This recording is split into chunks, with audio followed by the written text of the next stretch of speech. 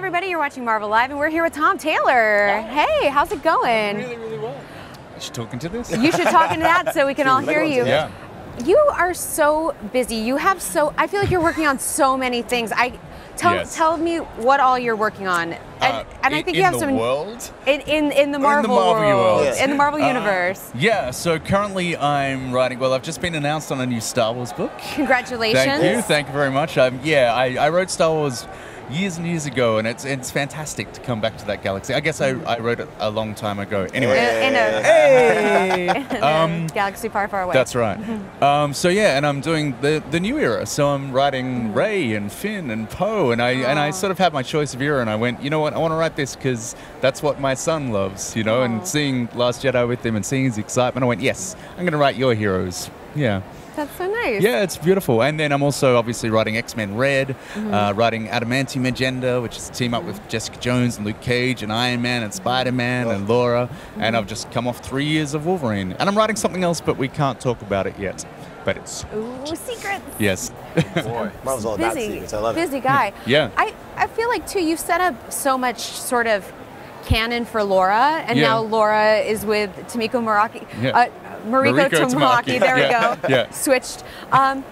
What is it like to see some of your little babies graduate and go on to live other creative teams and then take on new work? It's incredible. Like I just did the X-Men panel, and you know, CB announced Honey Badger on that panel, and the crowd went wild for it. It's just like, oh, it's so lovely.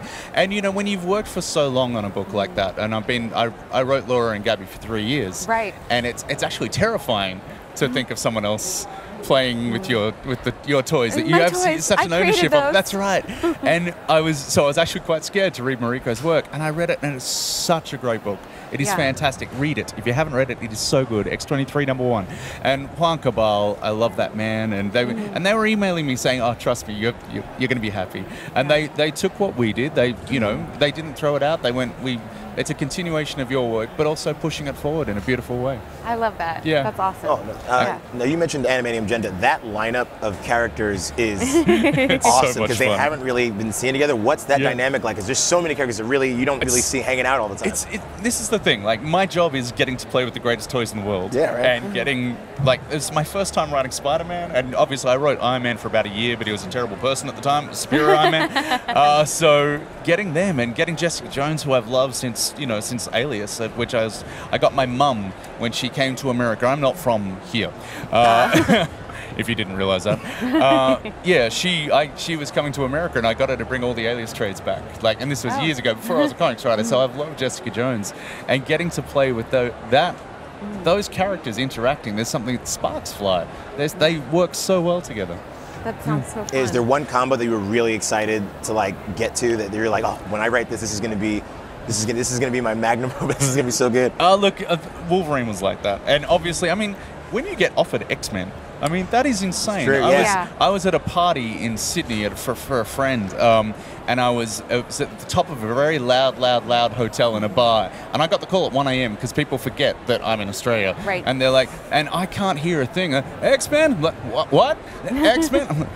Hang on! And I literally, so when I actually understood what was being offered, I was hiding in a toilet cubicle in Sydney. So that's how you get the X-Men gig, is hiding in a toilet. Yes, I want to write X-Men. Thank you. Yeah. And I put half the team together in that toilet cubicle on the phone to Mark Paniccia. Yeah. It's nice. I never went back to the party. Yeah. That's right. Just hung out in the bathroom. That's right. Comics are so glamorous. So you mentioned that now you're writing kind of your kids' heroes. Yeah. When you were a kid, did you ever think that you would be in a cubicle getting the call? Did you dream about it even? Because some kids are like, that would be neat, but they don't end up doing it. So I am currently possibly the only full-time comic book writer in Australia. There's a Really? So you have a club, and it's just you. And it's just me. There's a wonderful man called Andrew Constant who's writing a bit, and there's a few of us, but I'm the guy who does it every single writing for Marvel, and it's unbelievably exciting. And no, there is no way known that I would have, if I could go back and tell me back then, drawing my little Iron Man figures and things when I was 6 and stuff, hey, you get to write these guys one day. You will get to control their lives. That's mind-blowing. And I didn't think it was possible you know, in my early 20s. I didn't see this. I used to be a professional juggler. I used to eat fire and juggle knives for a living, and I grew up on stage in musicals. And to make that transition to this it's insane. I will say there are a strange amount of people in comics who love musicals. Yeah. Yes, that's because musicals are wonderful. I met my wife in a musical. So I was the singing coordinator and script coordinator of a musical with 160 cast, and she was the dance coordinator. And I can't dance and she can't sing. And we were like, I need you to complete me. Yeah. That's awesome. That's beautiful. That's so sweet. Yeah. So, question: you have a lot of characters that you bring such like sort of lightness and joy. Yes. To some really dark places, you know. Yes. Is that something that you're sort of attracted to? Is like the duality of life, or what? No, it's more that I often get asked to write dark characters, but I like inspirational characters. I like hope and goodness and light and unicorns and puppies. You know, it's a better way to be. And I think one of the reasons the Marvel movies do so well is because people want to see something better and something aspirational, and they like great people who just want to do good things, you know, saving the world. And that's what I like writing. That's why I love so many Marvel characters. That's why we have Jean Grey at the moment coming back to life and seeing a world that she doesn't quite recognize or like that much and wanting to make it a better place.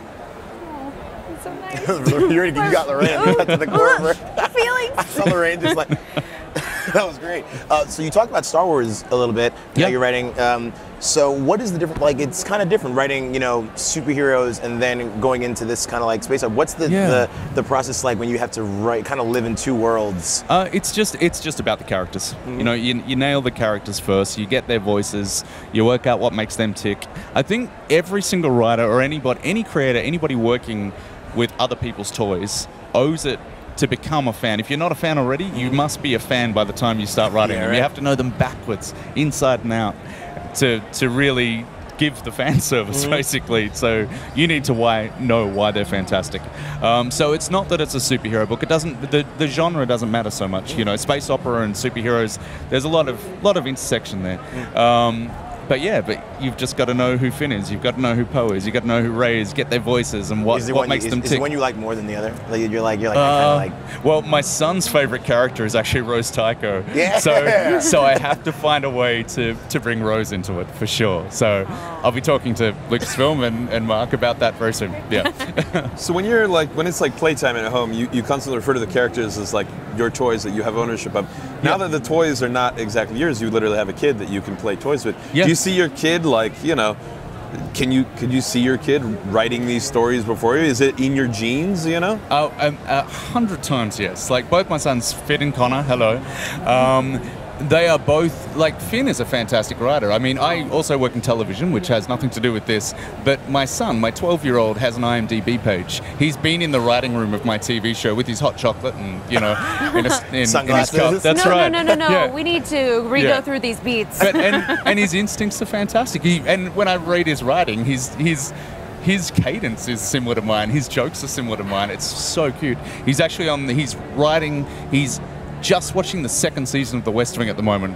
So, and he's 12. A tiny Sorkin. That's right. So he's got a lot of Aaron Sorkin already ingrained in there, which I love, you know. And he's the biggest Marvel movie fan in the world. Wow. Yeah. So yes, I think he will write for Marvel one day. Yeah. So can we, if your family were to create, this is just a hypothetical question that I need to know for my own personal edification. Yep. If your family were to create a musical of one of your Marvel comics. Yes. Which one would you choose? Which would you like to musicalize? Oh, what a wonderful question. That's too good a question. It'd be All New Wolverine. Be All New Wolverine. Oh. Jonathan would get a solo. Oh my gosh. It would be amazing. Wearing with the translator. Yes. So that you can understand his little. That's right. Type sounds. And I mean Jonathan and Gabby and Laura, and we'd put Deadpool in there as well, and you know all the characters. A clone chorus line. Yes, all the sisters. And they just drop off one by one. Sorry. Oh, so sad. So sad, but so right. Yeah. That would be it for sure. Yeah, so going back to X-Men, you mentioned X-Men Red. Can you speak a little bit about that? Because I love comic book titles when it's just like the team and then just a word, and you're like, what does that mean? Because that makes it kind of more exciting. So speak a little about X-Men Red. So X-Men Red, if you haven't read it, it's Jean Grey has been resurrected. She's come back to our world at a time when, I mean, you know, when she died, there was no Twitter, you know, things like that. She missed smartphones. That's right. Yeah. It's a very different world, and I guess it's shit for her because she's an Amiga level telepath, so she can feel the anxiety permeating throughout the entire world, and she wants to fix it because she's amazing. And she assembles a team, including Laura and Gabby. So I was very happy to get them onto. I mean, Gabby is now an X-Men. That's amazing. And Nightcrawler and Gambit and Namor and who else is on there? Gentle, and we created a character called Trinary, or maybe Trinary. I don't know. I created her, but I don't know how to say her name. Well, you get to choose. It is Trinary. It is Trinary. That's canon. Yes, that is canon now. Trinary. Tweet it, write it phonetically, and then it will live on the internet forever. Right. Thank you. Yes. So and Trinary, who's a technopath from India, and it's this team of people who are coming together and essentially trying to change the world. Like politically, they're in at the United Nations, creating a new mutant nation. And right now they're under the sea. So they have an X-Atlantis, and they have a place called Cerebro, with SEA, which is the worst pun ever. But it was Gabby's pun. So Gabby, Honey Badger, she has been talking to Jean in the last issue to make sure that it gets called Cerebro. And she's like, you may be an Amiga level telepath, but I'm going to get in your head. And she's just like, Cerebro, Cerebro, Cerebro. Honestly, she speaks to me so much because many people have probably seen here on Marvel Live, I do make a lot of puns to the audience, and they go, and I'm like, yeah, give it to me. Oh, yeah. Embrace it. Embrace it. Yes. I love it. Yes. You can't stop me. Good. No, the pun game is definitely strong here. I'm kind of the noob in the Marvel family. Yes. And so one thing that I realized that I knew I'd fit in just fine is the pun game is very strong amongst all of us, I would say. Fantastic. So hearing about this Cerebro thing, I'm like, that's why I'm here. Yes, CB and our CB Sobolski in our X-Men panel said, it's like the greatest pun in recent Marvel times. I'm like, yes. And then we told the audience, and they went, How dare you, audience? Yes. I'm 100% on your side. Yes.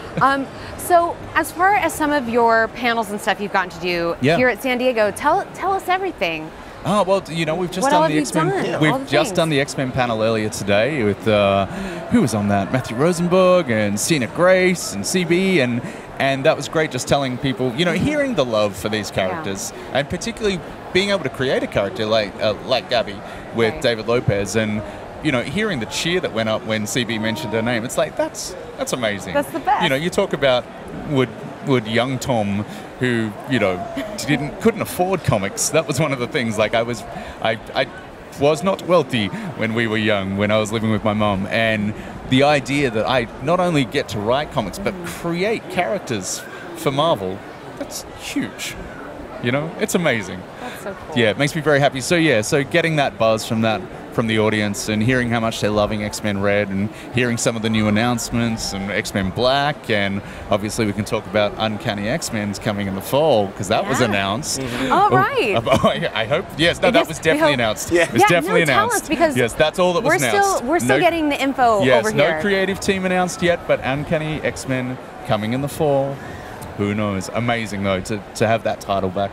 Yeah. And yesterday we did Marvel Live, and that was fantastic with this little-known man called Donny Cates. Oh, yes. I've heard of him. He's only writing everything. He's very good, though. I love his work. I really love every book he touches. It's great. Yeah. So you've had obviously a lot of success, and you say, young Tom couldn't even believe it. No. So we have one fan question here, and I'm sure everybody gets it a lot, but it's, what are your tips for someone who wants to get into comics? Someone who wants to get into comics. So just do it. It's a really good job. I like it. But no, you've got to be committed. You've got to make sure that you're in this for the long run. You've got to, if you want to be a writer, you need to write every single day. You need to be disciplined. You need to set yourself deadlines. Otherwise, you will never finish anything ever. And I wouldn't either. And everything is practice. And it's the same with art. It's, you know, you can't expect to just walk up and be, you know, Mahmoud Azra or someone straight away. I mentioned earlier that I used to be a professional juggler. So I used to eat fire and juggle knives for a living, which is weird. But when I decided I wanted to be a professional juggler, I couldn't juggle. I just thought it looked cool. So I stood in a park for 2 years dropping things, until I didn't drop them so much, until I could juggle knives over complete strangers without killing them on the streets, And it's the same with writing. I went, I'm going to write, and I've written every day, and there's no days off. Being a professional writer is having homework for the rest of your life. There you go. Yeah, and also give up on sleep. Yeah, gets in the way. Yeah, that's terrible advice. but good advice. This is true. Yeah. And don't juggle knives over strangers unless you've a practiced. Trained professional. Yes, and just don't, because sometimes things go wrong. Well, thank you so much for talking with us today.